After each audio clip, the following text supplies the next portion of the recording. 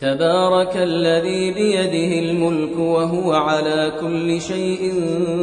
قدير الذي خلق الموت والحياة ليبلوكم أيكم أحسن عملا وهو العزيز الغفور الذي خلق 7 سماوات طباقا ما ترى في خلق الرحمن من تفاوت فارجع البصر هل ترى من فطور ثم ارجع البصر كرتين ينقلب إليك البصر خاسئا وهو حسير ولقد زينا السماء